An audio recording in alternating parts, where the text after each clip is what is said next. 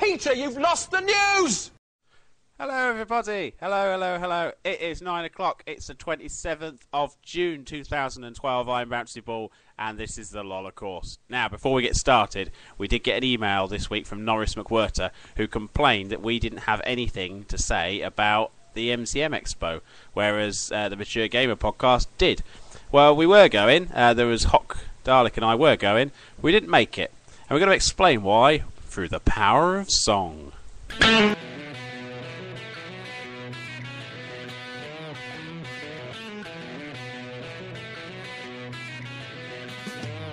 We're a bunch of laddish gogs with a crappy little blog, and we're going to MCM. We'll stand beneath the doors and look at ladies' drawers. Gotta be in Canning Town by 10. Hock's got a plan, we've got an upskirt can. Rock and roll! We'll cut the pocket out of kicks, got a pair of mirrored specs, got a pile of Oyster cards.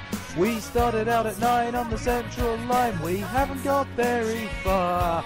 Douglas Light is crap and we haven't got a map, just take me home. Now we know where we're going, bouncy. We can sit back, enjoy the ride. But Hock better get it right or we'll beat him senseless. We're going to work on to look at ladies' strides. We've given up on Hock, we've gone too many stops. How's it looking, sex? There's some ladies on the road and the guard's gone home. Shall we quickly drop our kecks? God, we wish we'd never met this sociopathic get. Just take me home. Now we know where we're going, bouncy. We can sit back, enjoy the ride. But Hock better get right or we'll beat him senseless. We're going to work on to look at ladies' strides.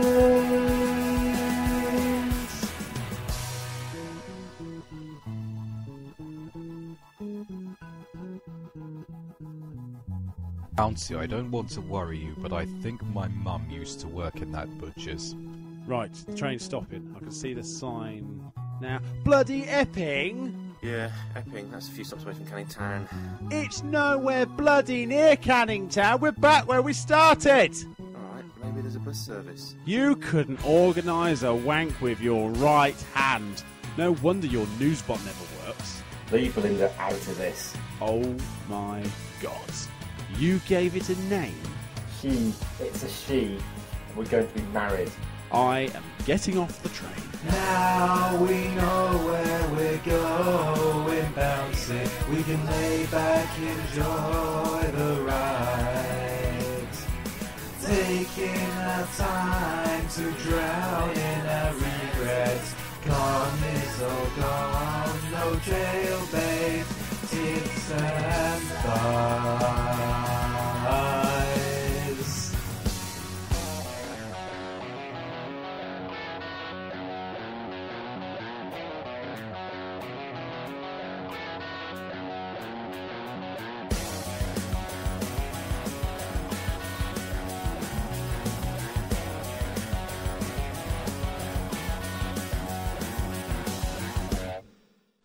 So there you go. There's our answer to you. It was all Hock and the newsbot's fault, as always. So I'm joined here with Dalek. Hello, Dalek. Hello there. And visiting us in the Loller Course flat today is Kun-Zee-Wan-Wan from That Guy's the Maniac. Hello. Hello, you see. So we do have guests. It's not just people we know. Sometimes it's people we don't know as well. So there you go, everybody. You said we would be getting a girl.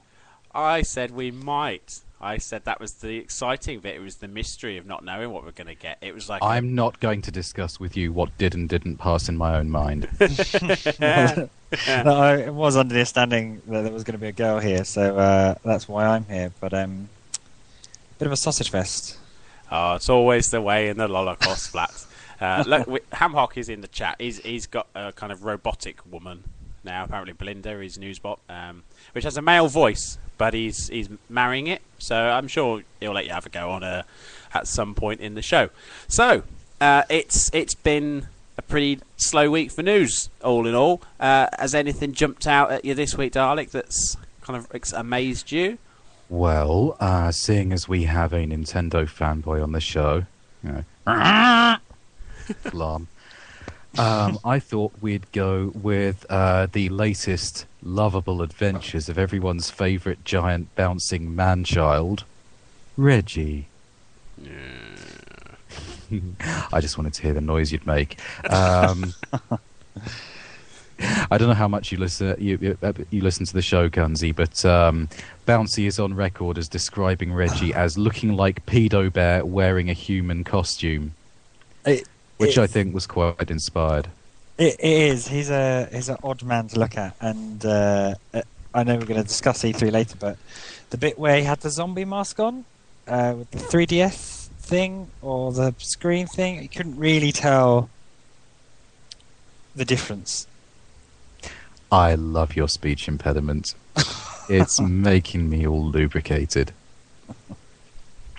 Anyway, here is the news. Reggie says he is troubled by gamers' demand for content. He says, for years the community has been asking, where's Pikmin? Where's Pikmin? Where's Pikmin? And we give them Pikmin, and they say, what else? They say, ho-hum, give me more. So it's an interesting challenge.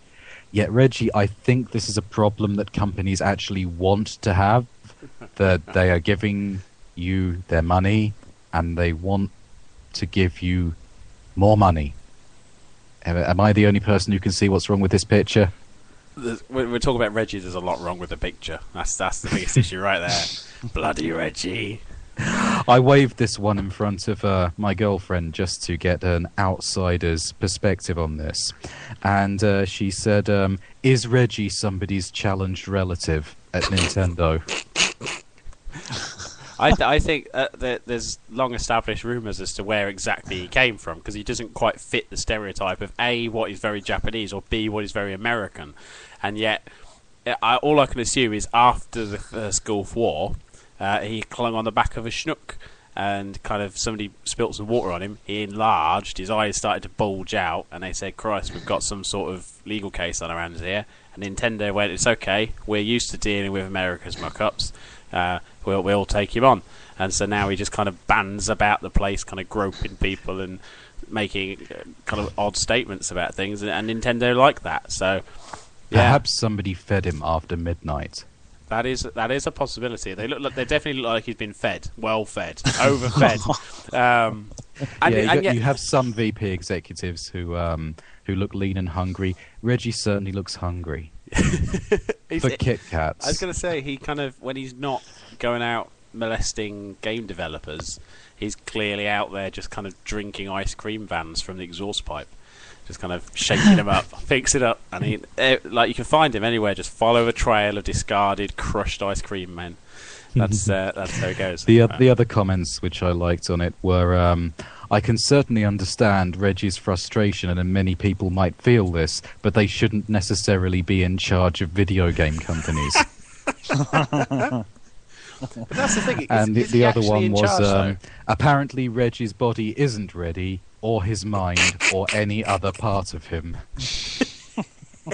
There's two parts of Reggie that are always ready, though. That's the terrible, terrible thing. It's each of his grabby hands. Kun-Zee, can you defend Reggie at all? No, and I wouldn't want to defend him at all. I mean, apart from his grotesqueness, it was really, really obvious that they just underwhelmed. I mean, if it wasn't obvious from all the whinging and moaning on the usual sites, it was, all the shares in Nintendo sort of taking a bit of a dive after E3. So yeah, I mean, that's all we wanted. And I think the worst thing about it was they promised it right at the top. So this is all about games. And the number of forums that I was on at the time. So this is it. They've won E3. Where are the megatons? And then it was just, there wasn't much content there at all in terms of games. It was just really boring and really dull and really boring. And so yeah, it irks a bit that then Reggie's now whinging about that, because we had Pikmin 3, which great. Yeah. On a slightly related note, Kaz Hirai has stepped down this week. He wants to concentrate on being chairman of Sony. He says that if Sony doesn't buckle down, it is going to be in serious trouble. And we have seen that in the news. We were like growing up, and when I say growing up, I mean like in our teens and 20s, because being people who play video games, obviously nothing happened in our childhoods at all. But we grew up in a console era where Sony was sort of like Apple are, where Apple are now. They were like the unchallengeable giant, but with the PS2 being one of the greatest video game consoles ever released. Amen. The thing is, and now, even the Guardian are referring to them as the troubled electronics giant, which is positively surreal. Is it a genuine worry, or is it just that it's Sony and we can't wait to pounce on them? What do you think? I don't know, because I was very much as you described. Although I don't remember being fanboys, particularly when the PlayStation 2 was around. But the turn of this generation, I couldn't have imagined not owning a PlayStation 3. That seemed to be a definite thing that would happen. And then it came shit. out, and it was shit. And then 20 different versions of it came out. There were more versions of the console than there were games you might actually want to play.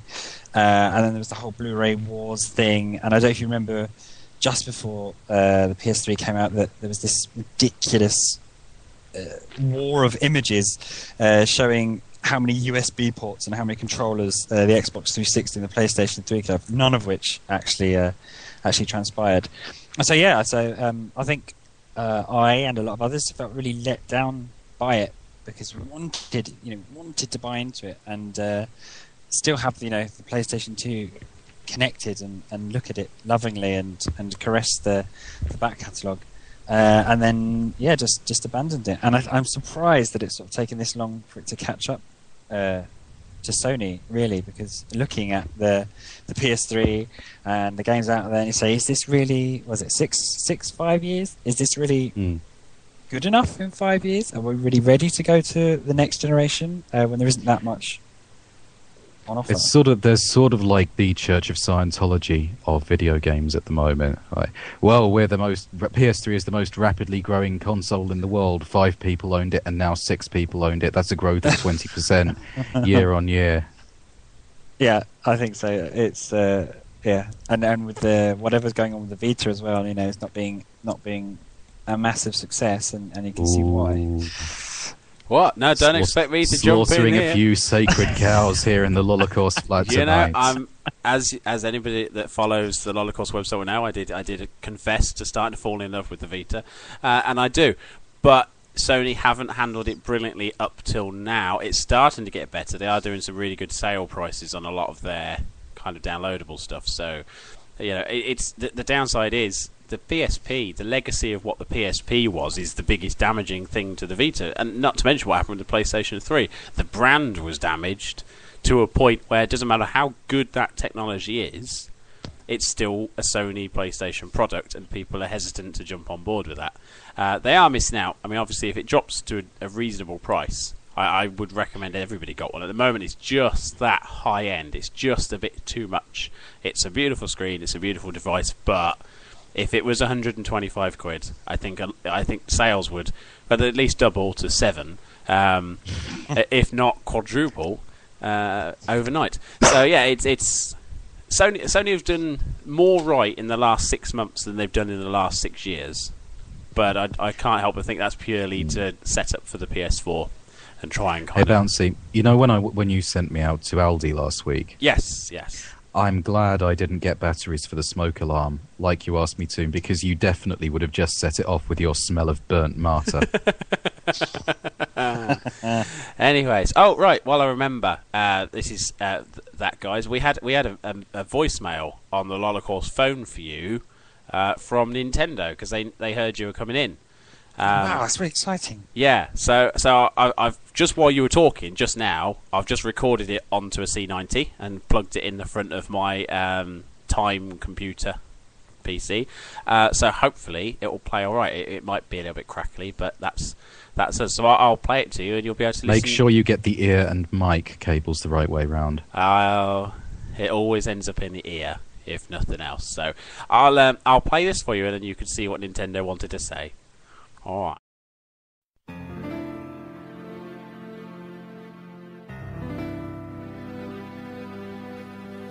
Hi, it's Reggie here from Nintendo. After the release of the GameCube, we approached that guys for advice. Nintendo were down and out, if you will. What that guys had to say changed the fortunes of Nintendo drastically. We said to ourselves, hey, you know what? They're right. And so the DS and the Wii were born. We owe that guys our life. And I wish them all the best on their 50th anniversary today. Goodbye from Reggie.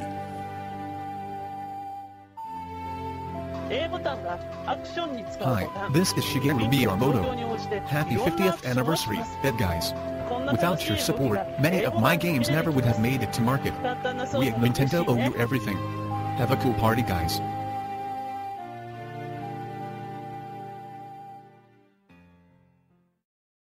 So there you go. We kind of lied to them a little bit, said it was your 50th anniversary because we figured they wouldn't send a message if not. But there you go. Was that really Reggie and Shigsy? Yeah, that was actually them. Wow. Reggie sounded a bit deeper than usual because I wouldn't allow him to actually use his own voice for fear that my eardrums would rebel, crawl down my headphones and punch him in the eyes. So yeah, that was their kind of special message to you and your website. So obviously they're aware. They're aware of your support. And that without you, they'd probably not have bothered with the Wii U. So it's all on you now. That's amazing. I'm close to tears. That's I'm it. actually so happy. Well, there you go. It's anything we can do for our guests, we try and get something in at the very least. So yeah. So that's Sony and Nintendo. Have you spotted anything in the news, Kun-Zee, that's kind of leapt out? Yeah. This week, I decided that I'm fed up with the big gaming sites sort of dictating the news to me. And so this week I've sort of had this little ritual where I'm only going to get my news from Reddit, which is the front page of the internet. It's the citizens' news, and so this is what the real gamers consider newsworthy, rather than the stuff you find on the bigger game sites. And there's been some massive stories this week that I haven't seen covered by the so-called big news sites. So I don't know if you caught the headline about somebody whose brother got ripped off by GameStop. No. That was a pretty exciting story. Proceed. 453 people drew a Pokemon and posted that. And I didn't see that anywhere apart from on Reddit. No, me neither. I feel like I'm missing out now. And did you see the cat that looks like Kratos? No. Oh. That was a pretty big story. And there's some glitches in Skyrim this week. And apparently it's I think you may have misapprehended the meaning of the word news. There are glitches in a Bethesda game. But yeah, this was all. So pretty exciting news from Reddit. And I'm looking at Kratos' cat now. He doesn't look all that much like Kratos. I mean, not like the cats that look like Hitler do. Yeah, I mean, it's a white cat with some red on it. Well, not even red, some ginger on it. It's got some red on it. Are you sure we're not getting the girl in? I'm now looking at Kratos' cat as well. I'm thinking, like, right now, I really hate Kotaku more than before because I wouldn't have seen Kratos' cat if we hadn't had Kun-Zee in the flat. And that's not fair. And as for the Pokemon thing, like, because that would have linked in perfectly with something you wanted to do later, Dalek. If we'd have had this big Pokemon story to come off of, not alone, obviously Pokemon Conquest getting a UK release date. That's not so important. Or Pokemon teaches typing, like Mavis Beacon by way of Pokemon is coming. It's typing of the dead motherfuckers. With Pokemon. But the most exciting bit about that news was a Bluetooth keyboard that I can connect to my DS, because it's almost like the DS wasn't portable enough that they then figured we'll turn it to a desktop PC. We'll give you a stand, we'll give you a keyboard, so you can use it now for whatever you want. Use that stand that came with Kid Icarus Uprising. Yeah, it's good. I use that actual stand to make an animation, because it held. I use that stand to kill my arms. But I just wish they did a stand for the Kid Icarus cards that I can't buy, because I've had to use every Club Nintendo point I've ever earned. Well, that I hadn't used, obviously, to order 2 packs at a time. So my postman keeps dropping little parcels through my front door, and every time it's just 2 packs of cards, waiting for me to open them. And then I go, oh, that one's got a shiny bit on it. That might be worth something. I definitely think it's time to open my 3rd bottle of wine. Yes. Did you hear that somebody set fire to Microsoft? No. This happened in Athens this week. A couple of maddos drove a van full of gas canisters, I think, into Microsoft's office. That's brilliant. Suicide bombed Microsoft, and no terrorist group has taken responsibility for it. They are just that bored in Greece right now. Yeah. Now, there's an obvious joke here that a lesser podcast may have ran, but I'm going to run it anyway just because I know HDVD is listening. Why wasn't the van stopped by the firewall? Exactly. But that was just. I've got crazy. A better joke than that. Go on, Em. The Spice Girls are reforming this year. Yeah, sign of the apocalypse. No, but somebody said, "Sporty, scary baby Ginger is what Prince Harry's baby will be." Right. That's. Oh, please, your fucking selves! I thought it was that wasn't better than a firewall gag, which, to be fair, was scraping the barrel as it was. How dare you? In terms of video game reference jokes, you could write a new series of Reboot. You could. Yeah, you could. Peter, you've lost the news! Yeah, you see, now. Yes, let's get back on track. Let's lose the news, shall we? Yeah, let's lose the news. Right. Let's get on to some video games. Let's get on to video games. Let's start it off. Play a bumper or something. Yeah, we'll play a bumper. And then we're going to have a competition, a special competition for all the people in the chat window. And you as well. You're actually going to give them the prize this time? No, there isn't a prize. There isn't a prize. This is... I'm going to play it now. This is Dr. Hamhock took his Newsbot home with him to see his parents while he was repairing it, and he was allowed a little bit of time away from the flat. Yeah, we'll allow him to that. So he decided to set the Newsbot onto recording mode, and then quizzed his drunken father about video games. And what you've got to do is guess the video game that the drunken old man is talking about. Oh, this should be good. Yeah, so listen very carefully, and I'll pass you over to Hock and the Snoozebot. On BBC One, it is eyes down for Hop's Full House.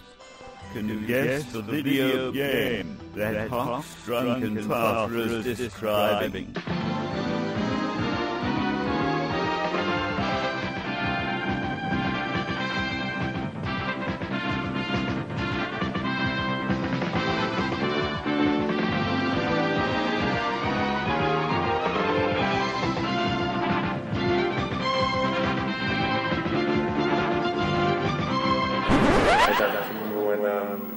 When we played that game. Yeah. Get back up. Richard did that. Yeah. I managed to finish that one. In the end. A whole lot. What happens? The bridge appears, but you can't jump over it. So how the hell? So you start walking, and as you one footstep in front of you, a bridge appears. Footsteps, stepping stones appear as you walk across it. That's it, really. That's it. Have you guessed the game yet? It is easy. Do you need another clue? How about a more detailed description? If you come to somewhere like this, anything, you got to go somewhere else with that. There's no way, you know. There's no other way. So you go, oh.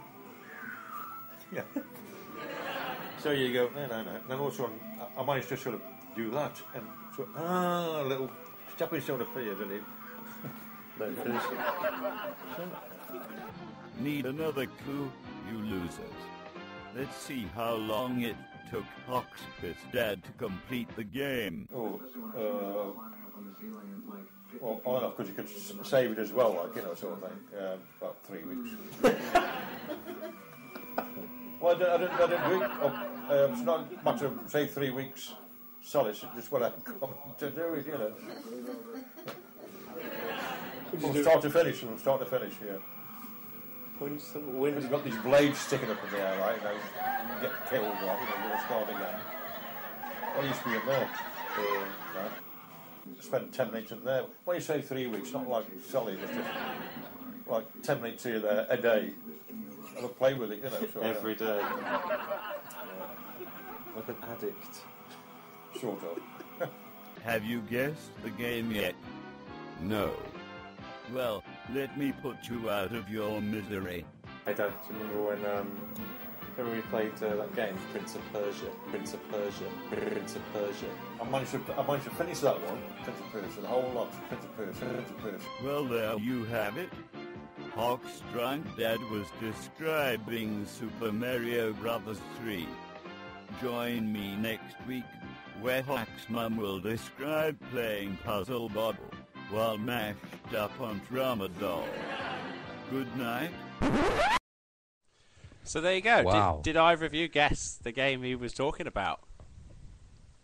Yes. Did you guess it before they said what it was? I was thinking it when you mentioned the bridge, and then when you mentioned the spikes. Yeah. I thought maybe it's pop or it was pop. So well done. I actually thought he was talking about the Bastion. Right. Yeah.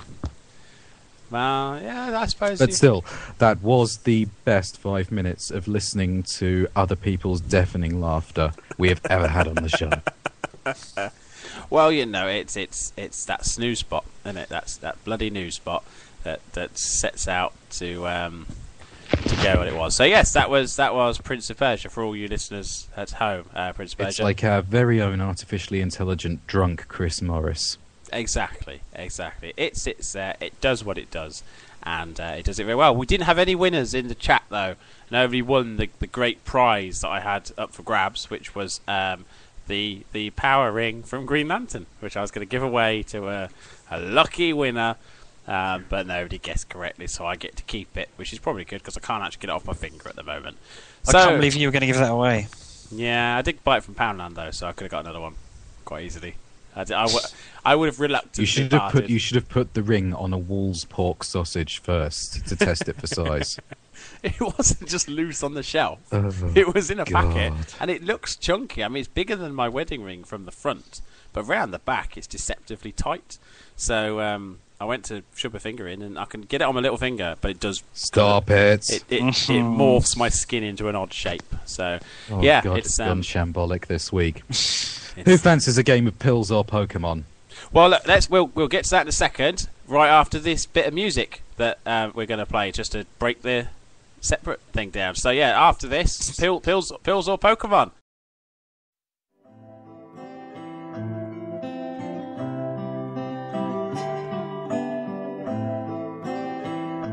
In my happy dreams, I see that place, Silent Hill. You promised you'd take me there again someday, and you did, several times. Well, I'm there now, in the company of good friends, having a nice time, and if you'd like to join us, you'd be most welcome.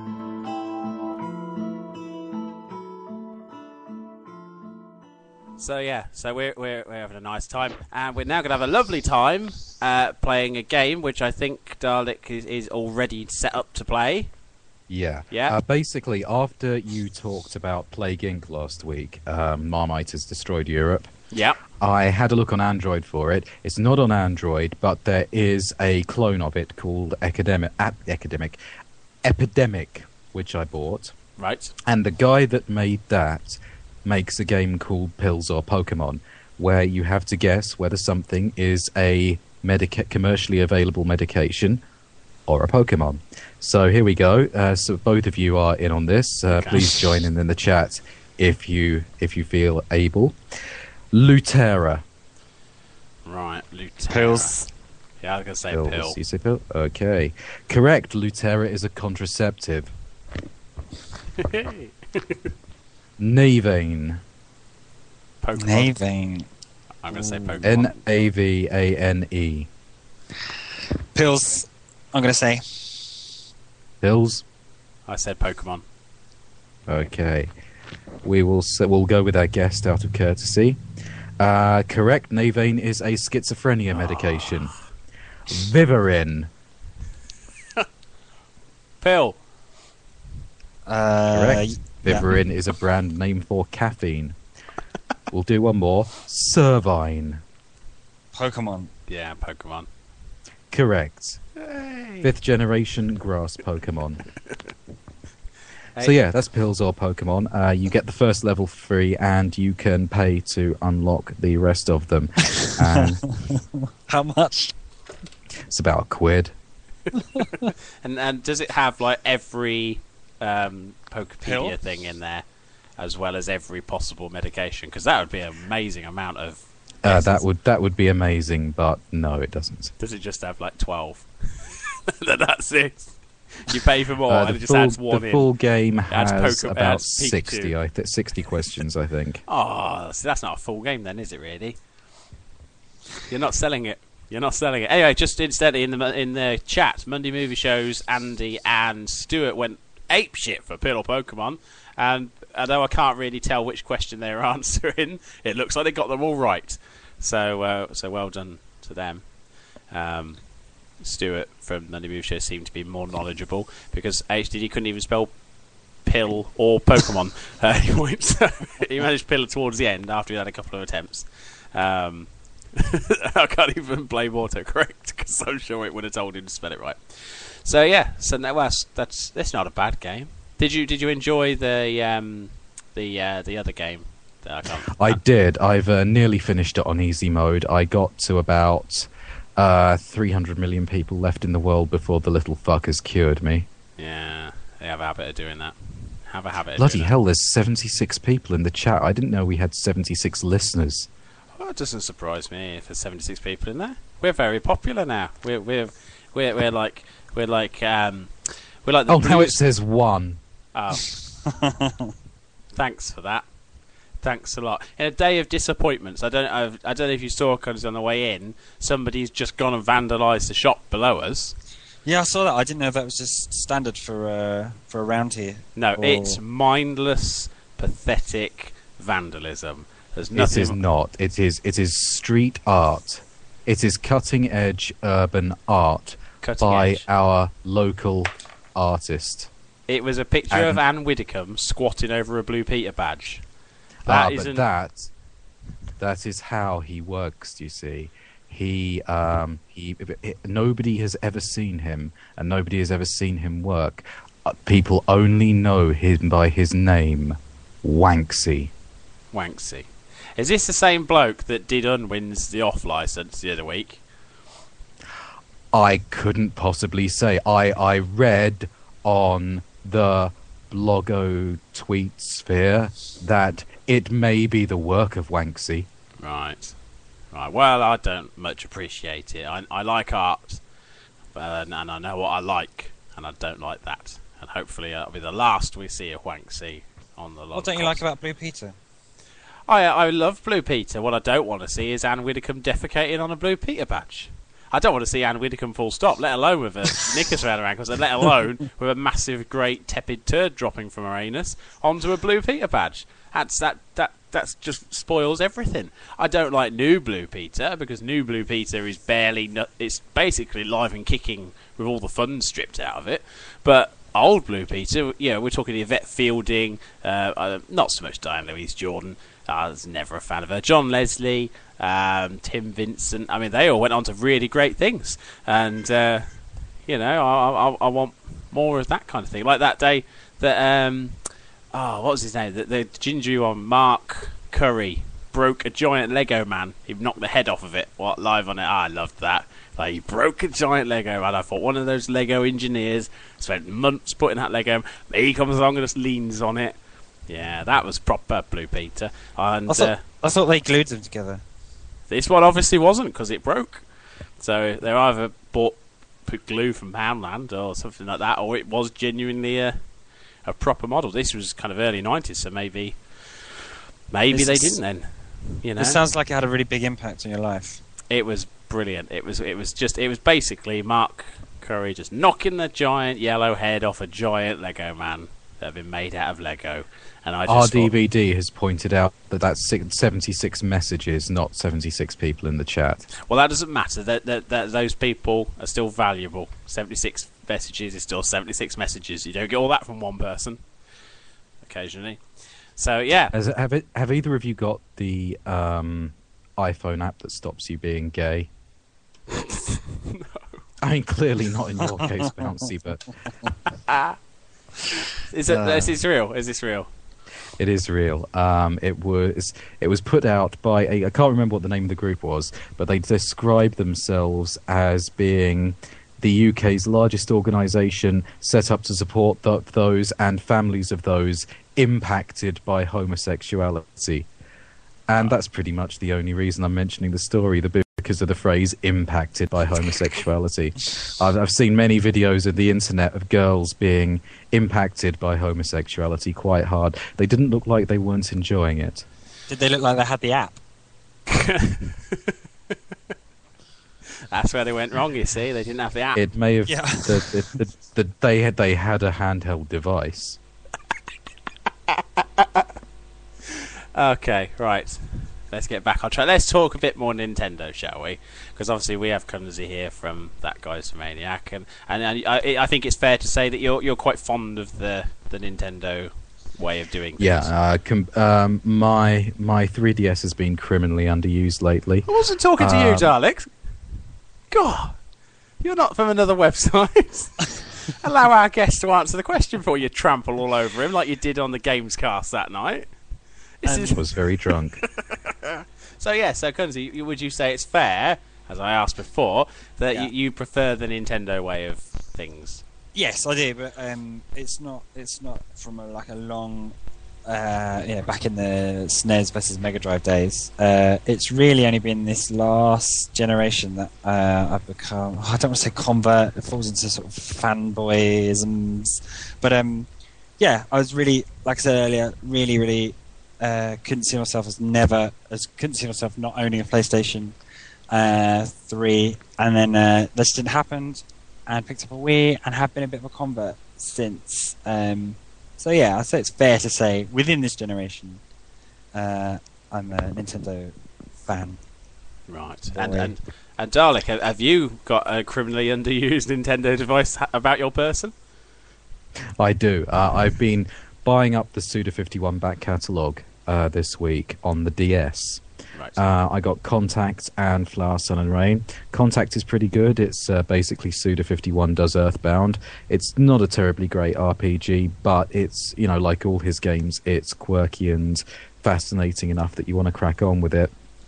And, in this day and age, you just have to cherish that shit. The other one is Flower, Sun and Rain, and it's done in the same visual and sound style as Killer 7. Only this one, you play a chap who is a professional searcher. We don't find out exactly what the agency he works for is, but he finds things for a living.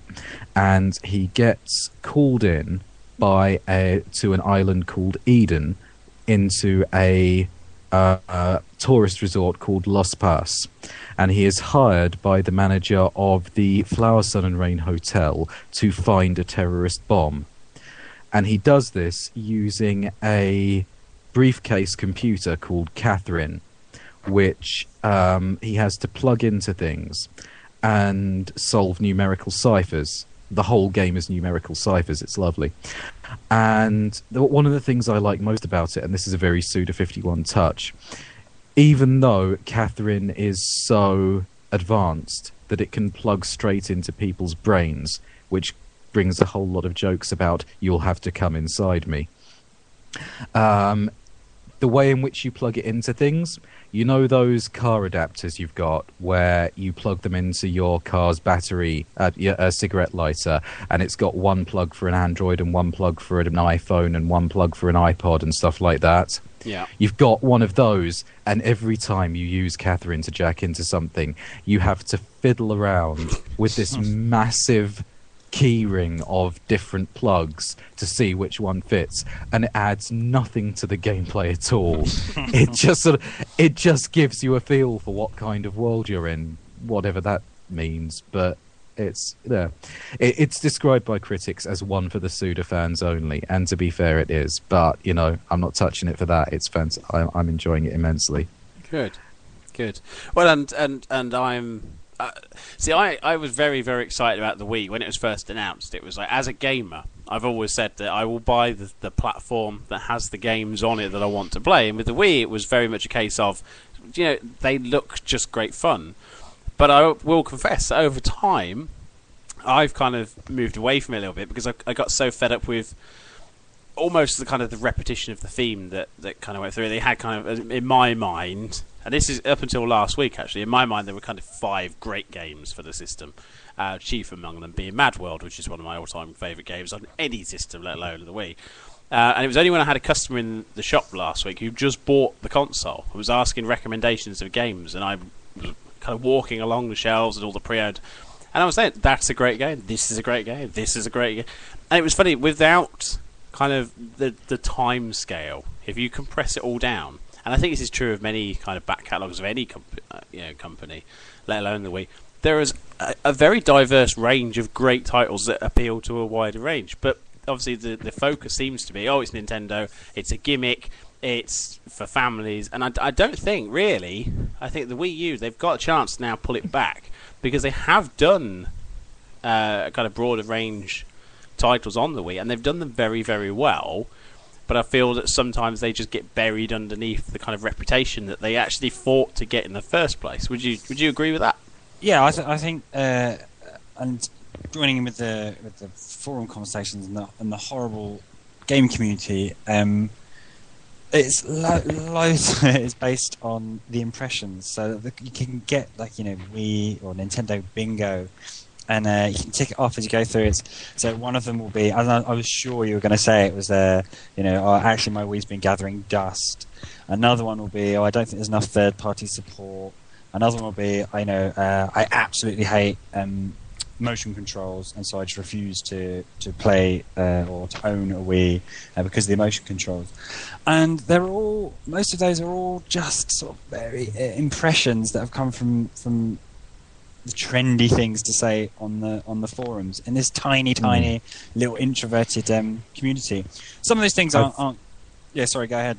I was just going to say, I think that's very true. It reminds me of the review situation with Lollipop Chainsaw, where you have about 2% of the reviews were I really like this, 2% were I really hate this, and the rest of them seem to be impressions rather than any actual criticism of the gameplay.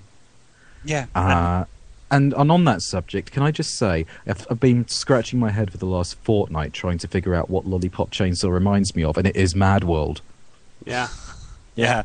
I was thinking that sort of been reading a lot of reviews this week, and I had the exact same thought process. It reminds me of something, and it is Mad World, which is a fantastic game. But I'm really glad it is a fantastic game.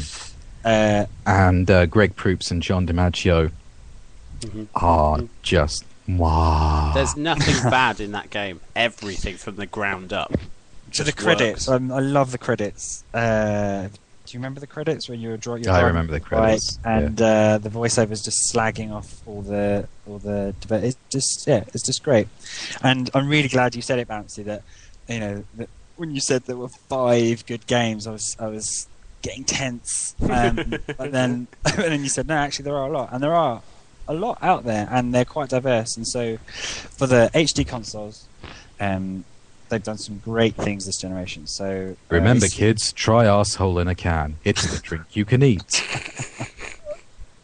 Because if you remember what online was like before this generation, if you're that old, if you're not some sort of fetus listening to this on the internet, it was pretty bad. And do you remember that weird situation we had in the UK with the online PlayStation 2 games that about 3 people actually ever played? And so that's been a great thing for the HD consoles. And, for first-person shooters, I'm going to say, there's no point looking for that kind of experience on the Wii. Get one of the HD consoles. But then for old-school platforming, it's a great console. For the Virtual Console, it's a great console. For weird and wacky games, it's a good... Majora's Mask. You can download all of Majora's Mask and play it on the Wii. Yeah. And every... just all the games. If someone all the Phoenix Wright games. You can play all the Phoenix Wright games on a big screen. Yes, and it just goes... just every game you can think of that you might want somebody to play, every Nintendo game, they can pretty much get it through the Wii. And then you've got things like Little King's Story, and you've got the Swords and Soldiers on WiiWare, which are great RTSs. And then looking at HD consoles, say, well, where are the RTSs? Because obviously you shouldn't play RTSs with a gamepad. But yeah, it's got a great selection of games, and the more you think about it, the more. Can I ask your opinion of House of the Dead Overkill? Because personally, I think it's a masterpiece. I think it's a really good. I really don't like. I didn't like House of the Dead at the arcade for some reason. I don't know why, but it felt just too arcadey and too Sega-y, if that makes sense. But I picked up 2, 3, and... Being a Sega arcade game, yeah, it is pretty Sega and arcadey. But it's sort of the archetypal Sega arcadey. It just felt completely throwaway, which it can be. And so I picked up the Wii versions of 2 and 3 and Overkill. And Overkill is fantastic. In my mind, I always associate it along with Mad World. For some reason, I don't know if you two feel the same way about that. It came out at about the same time, and they were both championed as examples that the Wii was basically starting to arrive as a gaming platform. Oh yeah, they're both very quirky, quite hardcore titles. Yeah. As a contrast to Nintendo's usual family fare. Yeah, and I think actually that damaged. Or they didn't do as well because there was that massive expectation of, here's finally mature, and by mature, things that are titillating. Not mature at all. A 12-year-old. But no, seriously, that's what the community and the sites are saying. Maturity finally comes to the Wii in the way that maturity in games is treated. Bender is swearing at you. Yeah, exactly. And there's ridiculous. Blood and some fantastic bosses in both of those games. Well, they can just suffer like G did because they're great. I'm just looking at the chat here. I've just had HDVD from the Monday Movie Show. This is Andrew, his mum. The Wii U, he says, feels much like a Wii 1.5 rather than a new console. It feels like an upgrade rather than a whole new thing, and I don't think it would take with a lot of people unless Nintendo deals with that. He didn't type the bit, that was me reading it. I think, actually, reading that, I would say that the Wii was more a refinement of the GameCube, which is kind of the addition of that motion control set. The Wii U seems to be, that, yeah, the Wii U seems to be now another evolution rather than a new complete generation of a machine.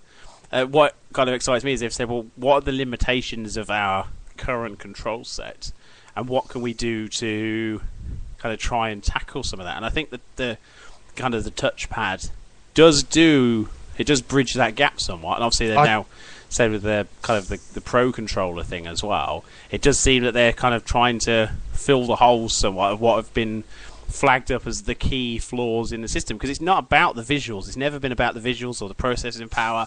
It's how can you play the game that you want to play, and if you need a traditional control set, then you need a traditional controller to do that. And I think they realised that when they started suggesting that you use your GameCube controller to play Mario Kart, because you'll get a better experience than you would with a steering wheel. So I think it's a jump it's too crazy a jump. And I know that we were talking to each other about this. Yeah. Is that because the Wii exists, and for this imaginary casual market, or for all the millions of people who propelled the top-selling Wii games into the tens and teen millions, as opposed to the top sellers on the other two platforms, is that they already have a Wii. They can already break it out for whatever Just Dance parties or for a bit of Wii Sports and things like that. And so I don't see people getting a Wii U for fulfilling those kind of things, because I think in their mind the big, we'll call them mainstream audience, already has that experience. And then throwing the extra screen in there, and still after E3, and Bouncy will talk about this before, really potentially excited about what could be done with the extra screen. But even after E3, I don't think they really sold it. It's still with both Rayman. You're potentially excited. Your fanboy squee exists in potentia. No, not potentially excited. I can think of in my head some really interesting ways of using it, and I just hope that will happen. But then I remember feeling exactly the same way about mimetic controls, thinking, playing Wii Sports, thinking, okay, this is a great tech demo, and Wii Play, this is a great tech demo, and Red Steel thinking, okay, this doesn't work at all, but I can see the potential, and being excited about that potential, and then it never happening. Mimetic control, motion control uses a pointer as a light gun, absolutely fine. And you've got standout things like Metroid Prime 3 and Resident Evil, brilliant. But they never really went, nobody, including Nintendo, never really went down here's a really good mimetic game, possibly Zack and Wiki. And I think we're going to end up with the same kind of thing with the Wii U. This gives great potential, and I think Zombie U showed off the best kind of thing, although thinking about what they showed in the video, with it being a keypad thing and being your inventory, thinking about how that's realistically work, I don't think a lot of those features are going to end up in the final game, or if they do, it's going to be an absolute pain. But yeah, when you say that Zombie U is the best of them, you mean it's the only good implementation, don't you? I mean, what else are we going to see? Driving game, map screen, Batman, map screen and inventory, Splinter Cell, inventory, and the weird thing with Rayman and new Super Mario, 6 years old new Super Mario Brothers Wii U, or whatever it's been called, both going down this crazy prod and make a platform up here, which yes, asymmetrical gaming. It doesn't even look fun in a trailer, let alone, I think it was covered on Zero Punctuation when he did his E3 roundup. But the fifth player is just going to be really bored, just prodding a touchscreen. You might as well, get your tablet or your smartphone out and play a game on your own rather than support 4 other pricks. Yeah. I think it's going to be a very challenging time for them with the system. Is that I can see why they've wanted to kind of broaden the spectrum somewhat. The people that came in with the Wii may have been 12-year-old. It might have been their first major console. They're in their late teens. They're coming to their early 20s, and they're kind of tasting games will have adapted with that. So I can see the logic of not maturing the console, but at least allowing for broader scope. But I think in a way they're sacrificing something in the transition that was pure Nintendo originally. There was, yeah, and there is the ongoing turning consoles into PCs with updates and all this boring thing, and it takes you 10 minutes to get from turning the console on into the game, which are absolutely, one of the advantages of having a console is that you can get straight into the game. You don't have to mess around with a PC and all that boring stuff. Increasingly we're seeing these or titles. Indeed having a Linux PC, which only takes about 30 seconds to boot up. Yeah, but if you're overclocking, etc. But like you say, with the Linux PC, and so we're seeing that, and I think that's a bit of a worry with the online. So again, another Wii bingo is that the Wii didn't really do online, which is fair. But then you do have the best-selling console MMORPG in Monster Hunter Tri, which was very successful on the Wii. And then you had a smattering of other games. So Mario Kart Online was fun for a bit, and you had Battalion Wars 2, and there was GoldenEye, but they weren't really up there. So it's really, I think, Monster Hunter Strike and Merit Card that kept me playing. So they did do online a bit, but it just paled in comparison to the most successful games on the other two consoles. But then it seems they've gone from being very, very cautious to go full retard with the Miiverse, and essentially now you've potentially got Twitter and Reddit in your new Super Mario Brothers, which I don't think is what people want. Maybe, I don't know. Maybe, what do you think? Do you want that in your game? I don't know. Maybe I do. Maybe I just. Maybe it's like anal. Maybe we just don't know we want it yet. We haven't tried it. But in fact, the only thing that could have improved those kinds of experiences is a constant stream of inane comments and people saying the same thing over and over and over and over and over again in my game. It's essentially Twitter for Wii U owners. Yeah, it is. And Twitter at the best time isn't full of decent content I want to read, even through people I choose to follow, let alone the people who just happen to own the same game as me and live in the same area. The concern that I had is that people would start to kind of, because it could work locally as well, so kind of in quite a smaller space. And I think early on there aren't going to be that many Wii U owners, so it's going to be the same 6 people going, look, I'm typing. They go, yeah, you are. What might be a bit frightening for Nintendo is that this week Facebook pulled the Friends Near You ability, and when even Facebook are starting to rein back their stalker apps and say no, perhaps this is too much information and people are finding it irritating, then that's a sign. Did you see that weird video with the guy who talks to the non-specific action figure, and he's stuck on some non-specific zombie game? Is this a dream you had?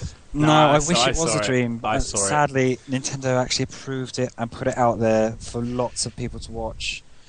And he talks to it turns out it's his granddad who's giving me advice through his controller, and he sets his control up as a video screen, and his dickhead friends down the pub, and he sees on his smartphone that he's struggling with some zombie boss, and absolute disaster. I mean, what that video did very well is it did show off every feature.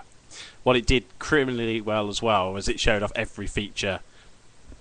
So yeah, because it showed off every feature, but it also showed off exactly how annoying a lot of those features are going to end up being. What a mess! It's like, we've got all these great ideas. I mean, what they should have done is taken the leaf out of Microsoft's book and just shouted perimeter venting halfway through, and everybody would have gone, hey! But instead it was like, right non-specific action figure, and everybody in the crowd was just like, oh, fuck's sake. Yeah, jeez. But in a way, it's kind of like, it worked for me because I couldn't look away from it. Normally I'd be like, oh, this is boring, and I'd turn it off. And instead, I watched the whole thing from beginning to end. I then showed a friend of mine when they came around, 2 of the people from the website. I've showed it to them as well. And we then talked about it a little bit afterwards. And at no point did it say, oh, we're really excited about the console now we've seen this video. All of it was like, I can't believe they figured that was the way to sell it. Yeah. And I would be really surprised if we see all those features. Because I don't know. I know that a couple of the roller coasters have had their hands on with the Wii U controller. But I don't see. So, is this going to be completely free of friend codes? That's the impression that they're giving at the moment. Is that it is going to be an Oh always. man, it's going to get cock bombed. Yeah, exactly. Can you imagine? And can you imagine some of the games? The classic. You are going to get anons buying this console just to cock bomb it. Well, they did say that shortly after they said about all this stuff, they also said that all comments will be moderated and will have to be checked and go through a filter first, which kind of defeats the whole point of a live conversation. If it's like you type something and it's like goes through, and somebody in Japan goes, "Is it acceptable to depict a young girl surrounded by 27 businessmen?" Yes, that's fine. That can go through. Okay, are we gonna? Your machine has no soul. No, that cannot go through. That is unacceptable. It's an interesting concept to say. It's this whole kind of you've got the freedom of speech, you can converse, but it has to be on our terms, and it has. And I can understand why they would say that, but at the same time, surely it isn't around their remit to have kind of age settings on the system that would restrict certain things. So if I want to talk to Dalek on his, and I'm like, I'm playing Wii U, and it's great, and he's like, I've not got a Wii U, you're not talking to me at all, and I'm like, yeah, Wii U. I wanted to be able to type that, and to get that acerbic Saki response back, even though I wouldn't. But part of the fact it's a Nintendo machine, I'm excited. And that's the thing. If it was anybody else, I would have just completely blanked off the machine. Nothing about it really does a huge amount for me. But I also have enough trust in Nintendo to do something good. And it's like you were saying about the potential. There is always the potential with Nintendo that they just get it right. Even if it's only for a handful of games over its lifetime, there's still the potential there for something great to come out of it. So, I think it's just going to be a really hard sell. I don't think it'll get the same initial success as the Wii did with people who are just taking one look at or going around someone's house and finding I don't know, Wii Sports, Just Dance, etc., and thinking, yes, I absolutely need one of these. I think because it's a bit too confusing, the feature set's a bit mad. I don't know if anyone in the chat does know the connection rate of Wii. So how many people have actually connected their Wii online to experience Nintendo Channel and Wii Speak whilst it existed? I can answer that because I have used the Wii to play Monster Hunter Tri online. Yep. Personally, I have put thousands and thousands of hours into Monster Hunter in its various incarnations. Me too. And I bought a Wii solely because they announced Monster Hunter Tri for it. Yeah. They then put the release date back by 2 years. Yeah. And I spent the time which I pretty much spent playing Boom Blocks and nothing else. But they, Capcom didn't drag their heels in that time. They rented out a shop in Chinatown. They decorated it as Monster Hunter Guild House. They brought Yozo, the guy that makes the game, over from Japan. He did a Q&A section for everyone. They gave everyone free beer. It was lovely, and Yozo sat there and he assured us all the wait is going to be worth it. We're going to completely rebuild the game from the ground up. You're going to have to relearn all the weapons. It's going to be a totally new experience. And can I just say, he was a liar and he broke my fucking heart. It was a shitty I wish I could even say it was a shitty reskin of the first two or three games. It was a shitty reskin of about 20% of the original games. And the only extra they added to it was underwater sections. Jesus fucking Christ, if there is one thing in the gaming world that is possibly more irritating than fucking escort missions, it's fucking underwater levels. Why do they keep putting them in? Stop doing it. Where did you learn that people enjoy this? I think I forget what the question was. Do you know? Oh yeah, the online rate. Yeah, it worked fine. I played Monster Hunter via ad hoc mode on the PSP, and I've played it via Wii online, and I have to say the Wii experience was preferable. Yeah, but do you know how many Wii owners, of however many millions of them, didn't connect their Wii once to the online service? The answer maybe is 7. 4. Next question. I think maybe 7. So anyway, 4. I don't think those people are gonna. With the Wii U, it's connecting things. I think it's just too big a jump. So it's not obviously going to be a game machine. It's not really going to be a entertainment center, and it's all these social things. I think a lot of people think, I already have this with the various 20 other social network sites I'm connected to. So I think it's just going to be a hard initial sell. And for the gamers, and I don't know if you agree, there's nothing in the launch lineup that's particularly exciting at all. There's definitely nothing that hasn't been done elsewhere. I think that's the thing. Yeah. When the Wii was announced, it was like, look at Wii Sports. For the first time, you'll be able to play a game like this, and it'll work. And now, obviously, we've got all sorts. We've got all sorts of it. So, it's. I think it's just fair to say that it is going to be a really hard time for them. The 3DS didn't go as well as they expected. A lot of people would have said, "Oh well, it's going to sell because it's Nintendo. It's going to go. It's going to work fine." We don't need to worry about any of it bought a DS or buy a 3DS. Everybody's bought a Wii or buy a Wii U. I don't think that's going to be the case. So we'll leave it at there, I think. Yes, let's. I'd like to segue out of this so that we can talk about games that we've actually been playing for the last 10 minutes or so of the show, and we can quiz our Nintendo pet friend thing, Neopet person, on games we might not have heard of for the Wii and that we might enjoy. Yeah, let's do that then. Okay. So, which one? I was setting you up there to play a bumper. I know you were. I haven't uploaded another one. I've only got that. Oh, hang on then. I've made like about 40 bumpers for you. I know. Hang on then. Let's have a bumper to Oh, no, you've built it up too much. No, I haven't. Here it goes. Yeah, I think we're now in a post-bumper space. I'm now going to mute the microphone. So, Peter, you've lost the news! Lost the news! There, right. That's 3 lots of Peter, you've lost the news to go between the You've two. nothing played. It did. You asked the people in the chat. It played. Nothing played. It did. No. It did. It was complete silence. It played. I got the monitor button on, so you couldn't hear it. Look. Peter, you've lost the news! There, see, it's there. Peter, you've lost the news! But if I click that button, we can keep talking, but it's playing, but you can't hear it. No one noticed. Nobody noticed. They did. Peter, you've lost the news! There we go. I mean, nobody noticed you messed it up. Nobody noticed that it worked fine, and then you pointed out it's because I hadn't got the monitor on. I wonder if the Games Cast are hiring. They did say they were firing Phil last week. Anyway, right, with that in mind, what have you been playing this week, guest of ours? I have been playing Dementium, the Ward. Oh, I hear good things about that. Yes, a friend sent me a copy, which is very kind of him. So I played it, I'm done with it, so I have it. That's amazing, that's brilliant. And then I played it for about half an hour and genuinely scared. Really scary for me. Anyway, I don't know. You know how a lot of people say Resident Evil's scary, and we all know Resident Evil's not really scary.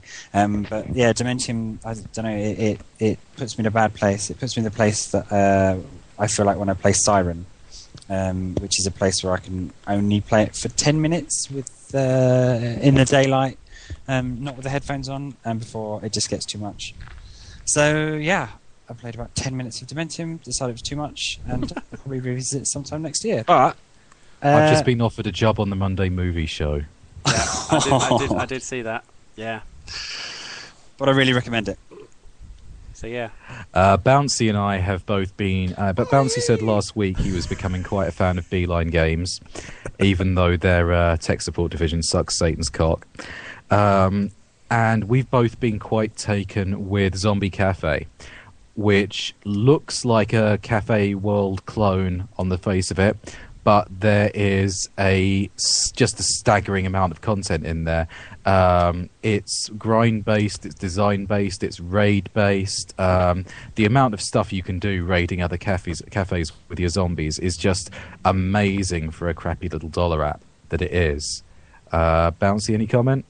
I adore it. It does kind of emphasise if you want some of this really great steampunk content, or you want the mad scientist, you'll have to put some real money down. But without it, it's a far deeper game than it has any right to be, particularly for what is essentially a free kind of mobile app. So yeah, I've been kind of well stuck in with it. I play a few games like it, but I think it's the one where it appeals to my inner evil genius, but at the same time appeals to the person that has to fill out a recipe book completely. It does everything that those games should do, and it does them perfectly well. So yeah, I'm very, very impressed with it. Yeah, just I would say that in terms of grindy time sync games, it's the only one I've seen which rivals Farmville for the depth of content when you're getting to the end game. Only you don't actually have to get to the end game. The content is all there from the start, which is lovely. Yeah. What else have we been playing? I haven't got this up and running yet, but there's a couple of finds on mobile platforms this week. I didn't know you could get DOSBox for phones, but you can. You can get DOSBox for Android and iPhone. So I've got Scorched Earth up and running on my phone now. which is lovely. Also, another great find is GemRB, which is also available for both iOS and Android, and that is an emulator for the Infinity engine, which is the engine that BioWare started off with. So you can, provided, of course, you've got several gigabytes free memory, you can play Baldur's Gate 1 and 2, you can play Icewind Dale 1 and 2, and you can play Planescape Torment on your mobile device. Wow. But you haven't got up and running yet? I haven't got it up and running yet. I've actually ordered a 32 gig SIM card, SD card for my device, because I've got Ubuntu on my phone, and it just like takes up about 4 gigabytes because it's an image as saved as a script. So I've basically gone through my whole card in a matter of weeks. So I've actually ordered a 32 gig card just so I can play the original BioWare games on it. That's it's sad. Yeah, I've been finishing off my Mass Effect 1 and 2 run through in anticipation of the scandalous alternate ending that BioWare were forced by a few internet arseholes into producing. I decided to go right back to the very beginning and play the whole game as my wife. Rather than kind of impart my decisions and my thought process onto a character, I would run of what my wife would have done in the situation. Over the course of the game... That's actually fascinating. Yeah, over the course of the game, she has shot numerous unarmed people in the face during conversations. She has chosen to eliminate entire species from the existence. Generally helping, but there are certain times in the game where she just doesn't take any prisoners at all. So yeah, it's fascinating because I want to protect her as my wife, but also my wife doesn't need me to protect her because she'll just whip a gun out and shoot a Krogan in the face at 40 yards. So I'm quite excited about actually seeing how the game ends, because I'm pretty sure she won't she won't choose to save other people at the end of the game. I'm glad we've got onto the subject of BioWare RPGs, because it leads into something I wanted to ask Kun-Zee. I've been playing Dragon Age 2 this week. I mentioned it last week. I like it more than I have any right to. It got dreadful reviews because people wanted it to be like 1, and instead it's more casual. It's more Mass Effect-y. It's more walk along, have a skirmish battle, walk along, have another skirmish battle. But I am absolutely in love with it because it hasn't asked me to save the fucking world yet. You start off with your family, your home's been destroyed, you've lost your house, you've lost your fortune, you've got your mum and your 2 siblings and an army of monsters up your ass, and all it asks you to save is them. And that's perfect. That's the way games should do it. For me, the second you ask me to save the world, you have lost my interest. And if you look at games which don't ask you to save the world, but that actually ask you to save something a bit more intimate or weird, then it's like a who's who list of the best video games in existence. Beyond Good and Evil doesn't ask you to save the world. It asks you to save an orphanage full of furry children, which is also a converted lighthouse, in your hovercraft playing Monkey and Pigsy, only in this instance Monkey is a dykish wildlife photographer with a flamboyantly gay computer. Flower, Sun and Rain, which I mentioned earlier, it doesn't ask you to save the world, it asks you to stop terrorists from blowing up Groundhog Day.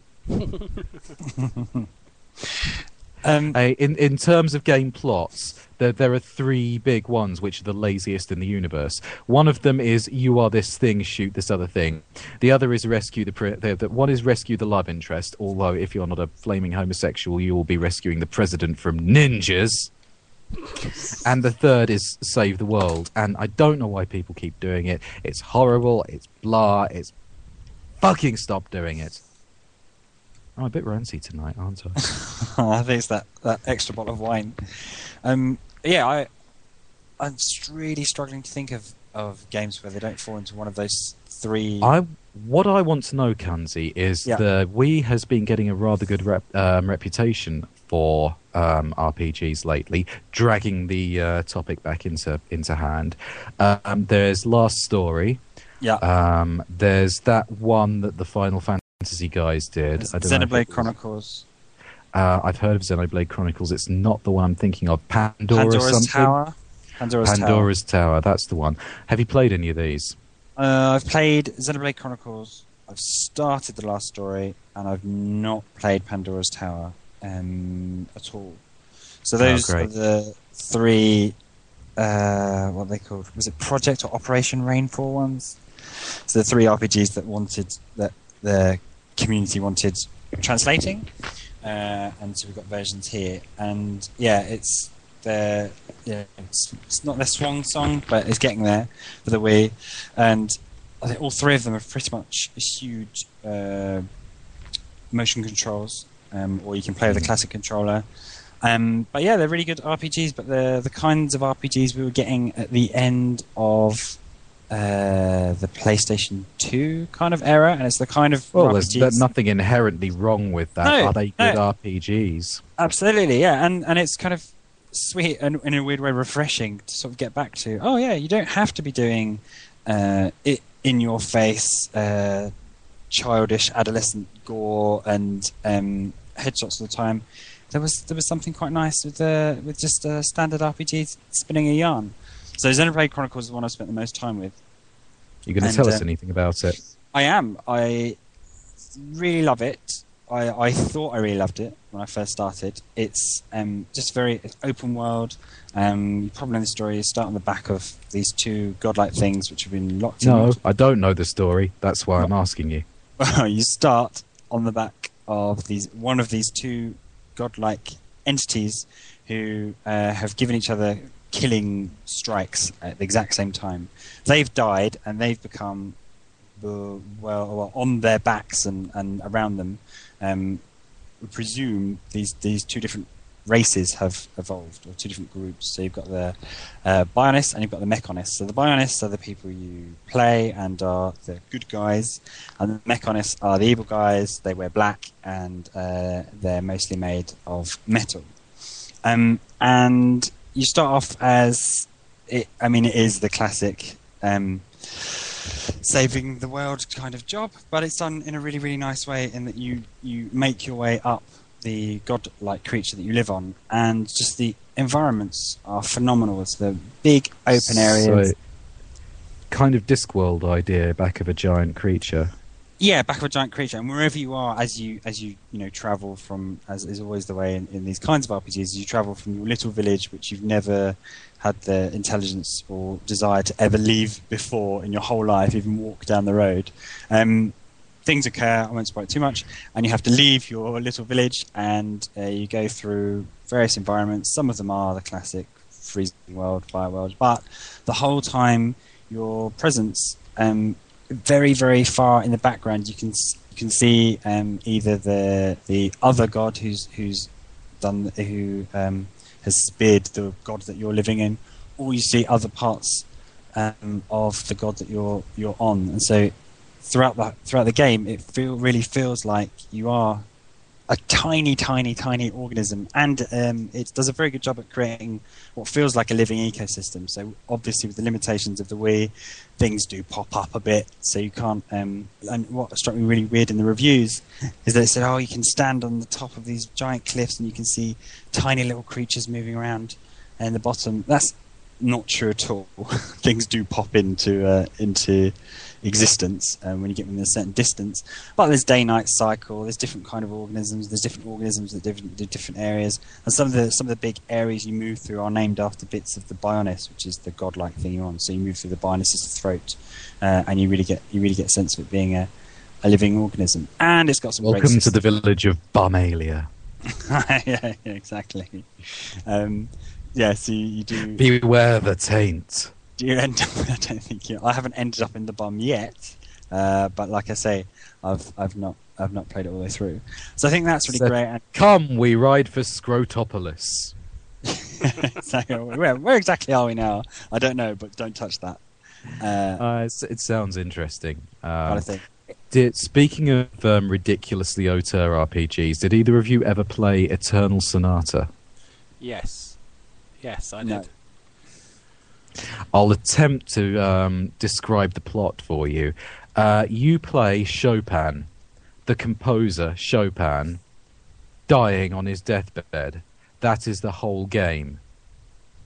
And the RPG that takes place is the fever dream he's having as he dies. And each one of the characters is like the personification of an element of guilt or something else that was important in Chopin's life. Like one of the characters is a doomed magical girl that represents Chopin's sister. One of them is a angry young man, rebel type, which represents his displaced guilt about being unable to help his homeland of Poland in the 100 Years' War. And it's just fucking nutty. It's not an amazing RPG, but it's just one of those ones that you have to check out, just so that when somebody walks in and says, "What are you playing?" and you can say, I'm playing a game in which I'm a famous real-life composer dying of tuberculosis. It's very pretty. It's a very, very pretty game. Pretty. It's a good. I'm not a big RPG fan. I prefer things on the Fallout side of things, but I bought that one purely because of the concept, which I really had. I kind of liked the idea that somebody would just do that, but also on the grounds of the visuals. And the same will go for the Studio Ghibli. Kuni, Ni no Kuni, Wrath of the White Witch, which I'm really looking forward to as well. Nearly imported it, but I figured it might help if I understood what they were saying. In a game of that size, I don't think I could bluff my way through it. So it's interesting. It's interesting looking. So yeah, just while I've got the microphone for a second, I have just today been playing the new Amazing Spider-Man movie tie-in video game on the Xbox. Ah, yes, somebody was asking about that on the chat earlier. Yeah, it's remarkably well put together. I've always been a fan of Spider-Man games. As far as I'm concerned, it's a Spider-Man game. They've decided wisely, and this is the rule of thumb I have with movie tie-in video games. If you don't set it within the confines of the movie itself, you have a lot broader kind of scope to make it an actual playable video game. What works on film doesn't necessarily work in game, and vice versa. So what they've done is they've set the game directly after the events of the film. So it's kind of all those old kind of Spider-Man, Spider-Man 2 up to Friend and Foe, etc., etc., mixed with elements from the film as well, building everything from the ground up. It feels like a complete blend of the old kind of free roam Spider-Man games and Prototype 2, and that's quite an interesting mix between the two. There's lots of collectibles to find. Now, if you get them roughly in your sights, it will kind of help you zoom in on them, so you're not spending ages looking for them. And the collectibles actually unlock decent things. So there are 700 pages of comic books to find, and they actually build up that you get every origin story for every major character in the game, which is quite a nice little. That kicks ass. It's a good idea. Who would win in a fight? Who would win in a fight between Spidey and Blacklight? Spider-Man. Spider-Man would always win. Don't even get me started on Superman. All right. Who would win in a fight between Venom or Carnage and Blacklight? I'd say Carnage, just because he's less inclined to have any compassion whatsoever. But let's not make me out to be a massive nerd, eh? Who would win in a fight between Venom and Eric from that 70s show? Well, obviously Eric from that 70s do you show. see what I did there? Yeah. That was meta. That was. Yes, well done. That was pretty meta. In the Spider-Man game, does it make the mistake that most of the 3D ones have done, where if you're at the tallest building and you jump off and you do the web swing? I don't know. Web swing? Yeah. Does it attach to nothing? Does it attach to some theoretical? You have to be below something for the web swing. You can use a web zip if you're on a building. You can't double jump in the air either. They've got rid of that because that was stupid. I mean, it's a lot more. So the early ones, you could literally just go down the street. I mean, even the cartoons, the original 60s cartoon, he'd just be swinging into bloody thin air and it would work. Sweet. And in the comics, it was like, it never really needed it to be too realistic. With this, it's a lot better. They've also done it so, before, when you kind of swang in the free roam games, where you landed was quite hit and miss, quite literally. This one, you can kind of hold the right shoulder button, and it'll actually give you like a ghost image of where you can land, and you just flick towards one, let go, and you'll land exactly where you want to land. Which in a boss fight where you're kind of in a three-dimensional space is a great thing, because when you're in that space and you're able to move through the air as well as on the ground, it's easy to get lost and disoriented. It doesn't manage to fix the issue that you always get when crawling up a wall and then you go over a ledge and you're upside down, but then you're to the side, and then you have that awkward bit. But that's going to happen. You get that. It goes to first person when it needs to go to first person. Everything about it works very well. It's not an exceptional game, but as an example of a movie tie-in, it is in the top kind of field. And if you see it for 20 quid, do pick it up, because there's a lot in there that is great. You have great just fun. inspired me to get my Android phone up and working and get Spider-Man on the Atari 2600 running. Yeah. Because that is the best Spider-Man It's game. not the best Spider-Man. Don't start winding me up now. Oh, right near the end of the Possible show. rival is the Amiga one, The Amazing Spider-Man. The one on the Mega Drive was quite good. I used to really like that. There's a few. Maximum Carnage was one of my all-time favourite. That's a bit of a guilty pleasure. Yeah. It's frankly shit as a scrolly, but it's a lot of fun. Yeah, there was a time when that kind of worked very well. But no, with this, Beanox have done the last couple of Spider-Man games, which have been focused on the alternate realities and the other kind of universes, and they were all quite linear, and they were kind of restrictive as such, and it worked very well for narrative. And there was a bit of a concern in my mind of how would they kind of transfer that over to a city. When you're swinging around the city as well, it feels incredibly fluid. The animation style is very well put together. Very reactive to the environment. The way you turn, your body will turn in the air to the right way. So yeah, it's I can't find fault with it yet. There is obviously an issue with slightly repetitive side quests that you always get with those sort of games. When you've dropped into the ground and doing a kind of an inside a building mission again, it's like, oh, how can we make it a bit harder? We'll make some of the walls lasered so you can't go on that wall. But that's been Spider-Man games since day one. You know, it's not something that's unusual now. It's how do you make it restrictive for a superhero? Because you have to have a challenge. Yeah, which is the classic downfall for many superhero games, is that you spend a little bit enjoying all the powers, and then you spend the rest of the game moving through areas that specifically limit your use of one or two or three. Which is why the Batman Arkham games work so well, because he's not a superhero. He's a bloke who's got some equipment, and if you use it right, it works brilliantly. But if not, and you don't use equipment, you still kind of muddle through. Whereas Superman, the biggest dick in the whole of comic books... True.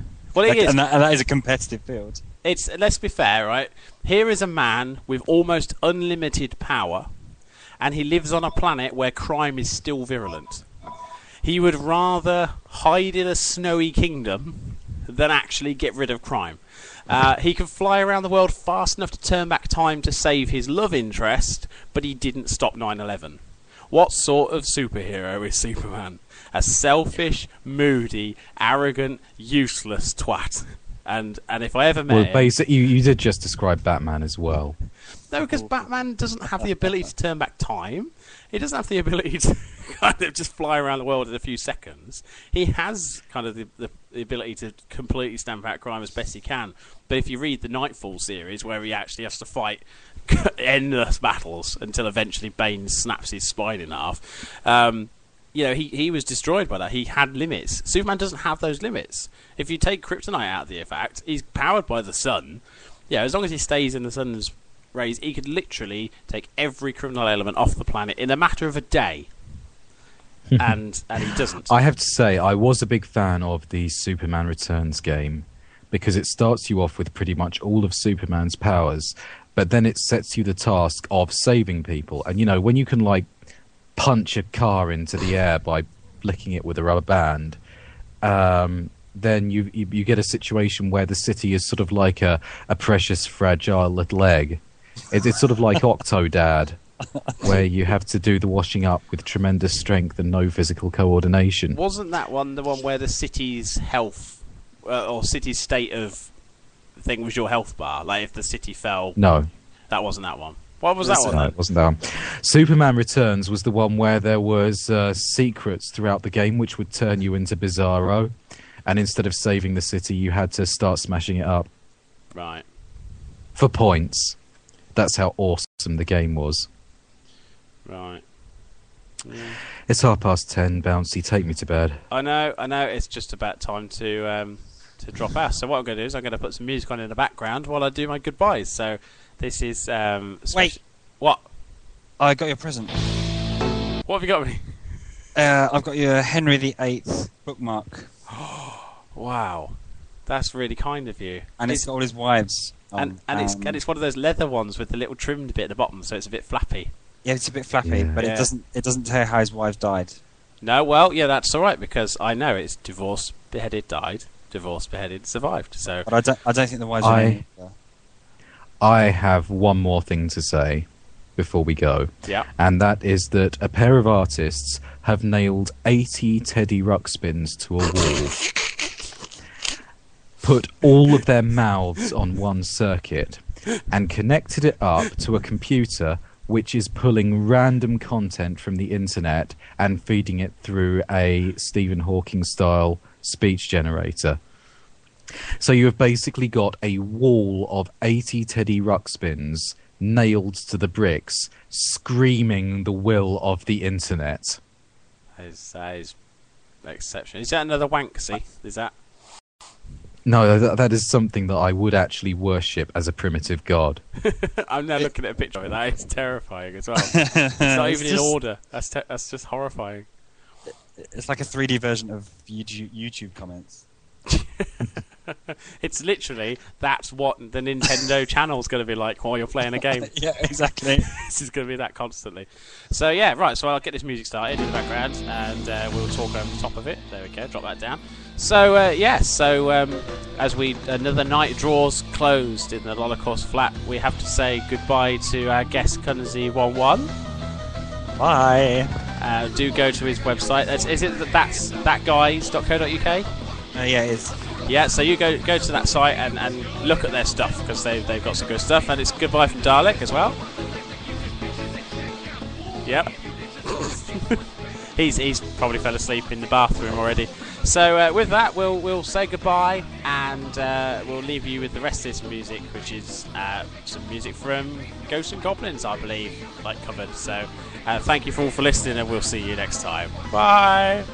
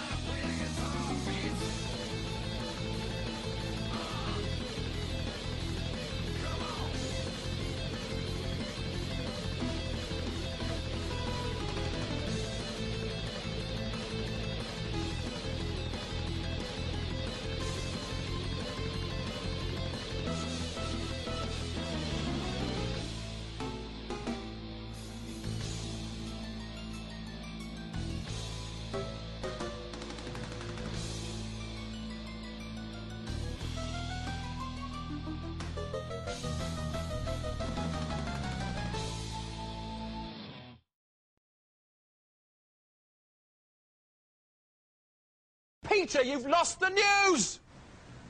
What are you going to say? Sorry. Look like you mean it. Look down at the ground and say sorry. I'm sorry. Peter, next time you cross the road, don't bother looking.